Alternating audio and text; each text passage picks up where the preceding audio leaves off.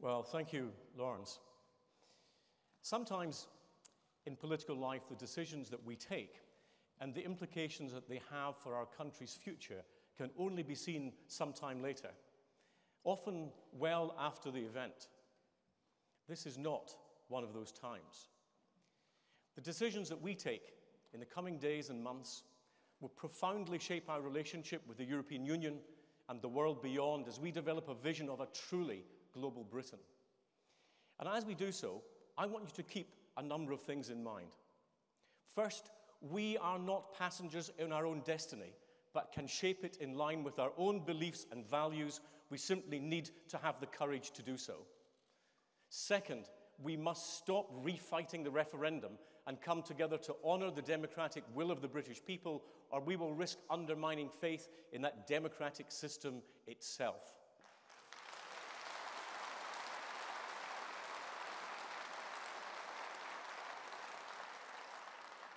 And third, we need to show confidence and optimism in the future if we're to give the British people the leadership they require. And there is so much for us to be optimistic about. Remember those predictions of the economic shock that we would get if we voted to leave the European Union? Let's look at how they turned out.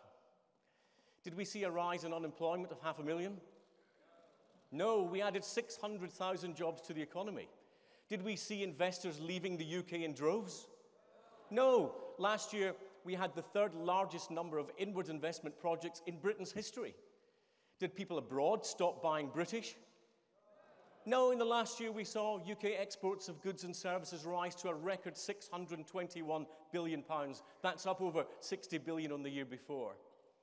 And what did we sell? Bit harder for you, that one. We sold almost £50 billion worth of mechanical machinery, £33 billion worth of cars, £28 billion worth of electrical machinery, and £26 billion worth of pharmaceutical products. So much for the critics, and Britain not making anything anymore. And that's before we even consider the services that I will come to later. It doesn't take an economic expert to understand that improved exports lead to greater profits and generate tax revenues to support the public services on which we depend, from health to defence. Now, it's just over 2 years since the Prime Minister asked me to set up the Department for International Trade to prepare Britain for an independent trade policy as we left the European Union. At the time, I was told by some that it wasn't a real department, that there was nothing for it to do, that I didn't have a real job. In fact, Nick Clegg said in 2016 that within 18 months my department would have nothing to do because the UK would be staying within the customs union. You might remember him when the Lib Dems had a leader. Well,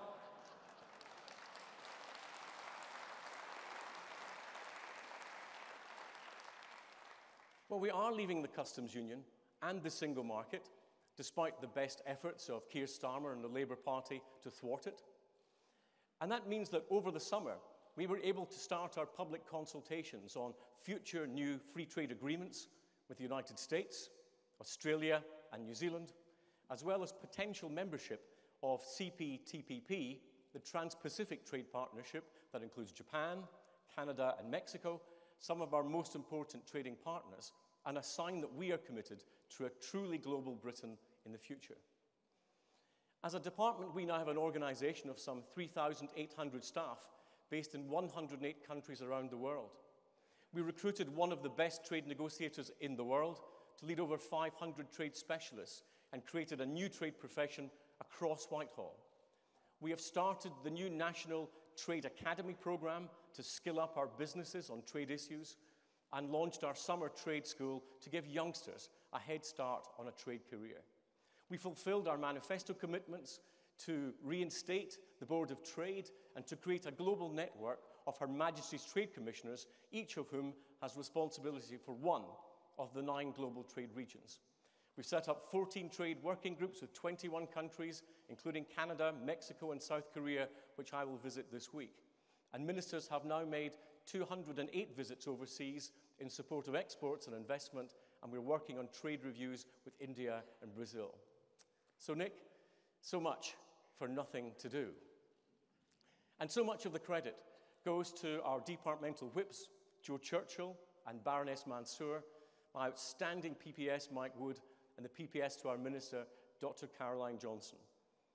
And in my terrific ministerial team, I would like to thank my deputy, George Hollingbury, for hitting the ground running in his new post, Baroness Fairhead for leading on the government's new export strategy, and Graham Stewart for outstanding work in bringing investment into the country. But we have to be honest with ourselves about our country's trading performance. Whether or not we had decided to leave the EU, the UK would still have needed to up our game on exports.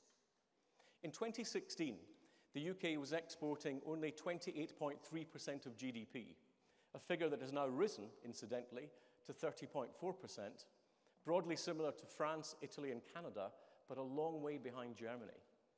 That's why we announced in our new export strategy the ambition for Britain to export 35% of our GDP. This government, under this Prime Minister, will leave no stone unturned to ensure that Britain claims its due share of global prosperity. And last year, global exports were worth more than double what they were in 1997, and that's despite the global financial crisis.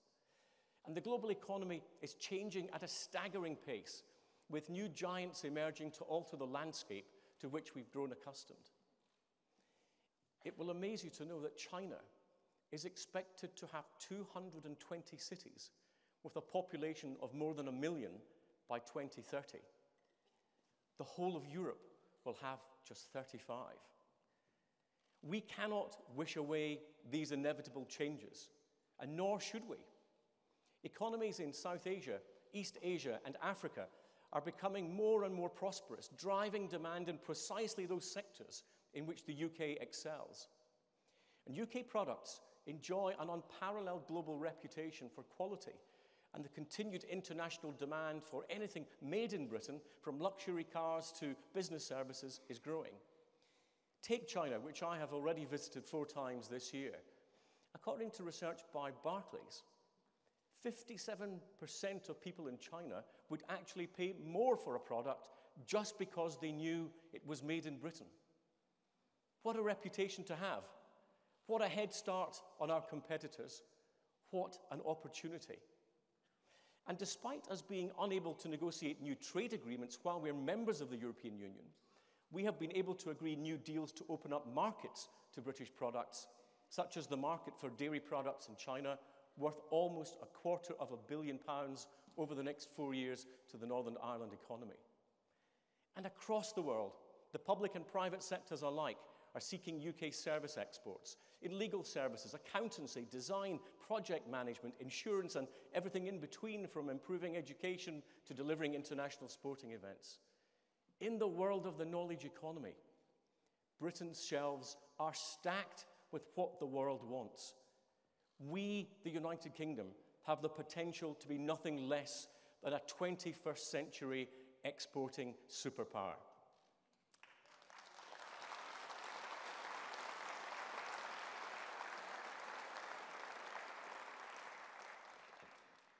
And what of investment into Britain? What do the holders of global capital think about our country and its opportunities?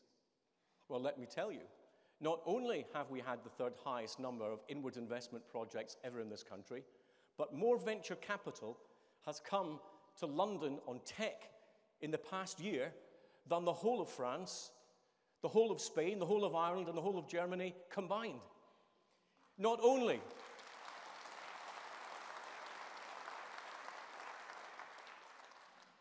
is London the world's #1 metropolitan area for inward investment, but the Manchester, Liverpool conurbation and Birmingham have now joined London in the global top 20. Goldman Sachs now has a £1 billion under construction London headquarters, and Deutsche Bank is investing in a new upgraded London HQ in the Square Mile. Why? Because they believe Brexit's going to be a failure? I don't think so. Because investors recognize the strong fundamentals of the UK economy. Our legal system, our skilled workforce, our tax and regulatory environments, our world-leading universities, our access to tech, and our gold standard IP protection. Print that in the FT.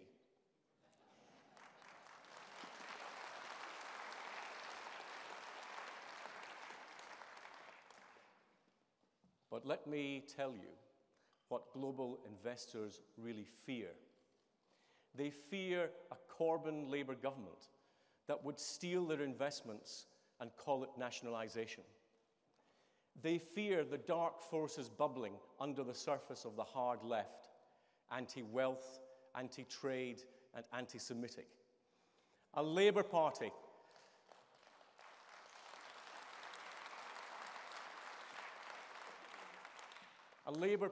leader who actually admires Venezuela, where a hungry population racked with hyperinflation increasingly seeks mass immigration as a solution.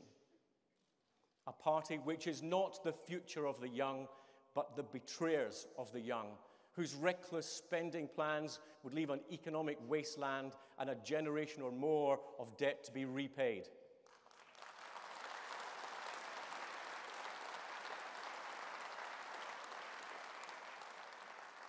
To be frank, we failed to spell that out at the last election. We must now call out Corbyn's hard left Labour Party for what they actually are, a colossal threat to the next generation and to the security and well-being of our country itself.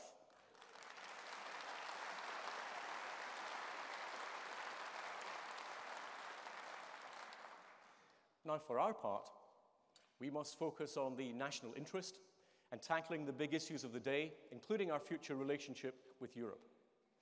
As we leave the European Union, we will seek to maximize our trading relationship with our EU partners, who still make up over 43% of the value of our exports. But we will do so in a way that maximizes our opportunities to exploit those growing markets in the rest of the world. And remember, the EU itself accepts that 90% of global growth in the next 10 to 15 years will occur outside continental Europe.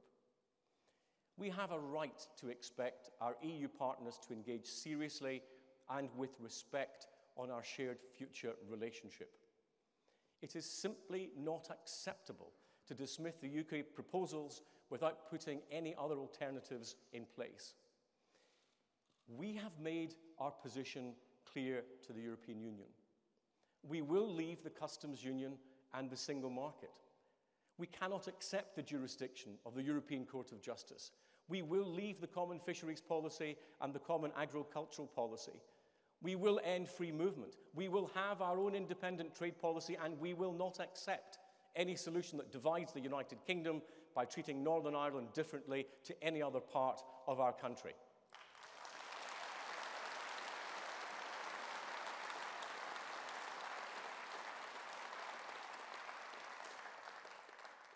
And if they don't like our proposals, let them set out their own.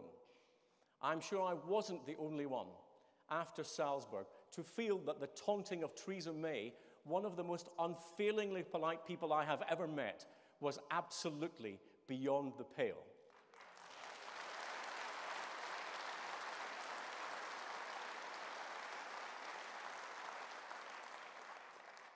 And we also have to understand, but with respect to Brexit, what the British people want is just for us to get on with it.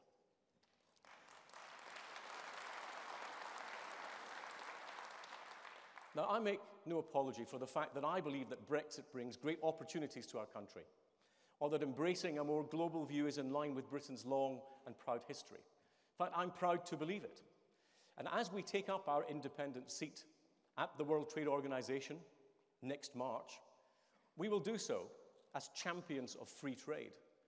Free trade that has taken millions of our fellow human beings out of abject poverty, and that is the cornerstone of social cohesion, political stability, and our collective security. We must not allow the forces of protectionism to undermine all that we have built. For us, Brexit is not the occasion to pull up the drawbridge and to retreat into a more isolationist Britain. Quite the opposite. It is a chance to embrace the opportunities that the changing pattern of global trade presents. We stand at a historic crossroads, and the choices we make will require confidence, optimism, and courage. If we are to take advantage of the opportunities that are within our grasp, we must raise our ambitions. widen our horizons, and expand our timescales. Europe is and will continue to be an important market for our goods and services. But let's be clear to the people of our country. There is a world beyond Europe, and there will be a time beyond Brexit. And as we pursue our first independent trade policy in over 4 decades, we must deliver benefits for businesses, for workers and consumers alike. We must make Britain a world capital for investment and strike these new trade agreements that are a signal of our own self-confidence and a commitment to a free trading world. We should revel in the opportunity to seize these golden chances and to deliver confidence for our future, ambition for our country, and leadership for the world beyond. Thank you.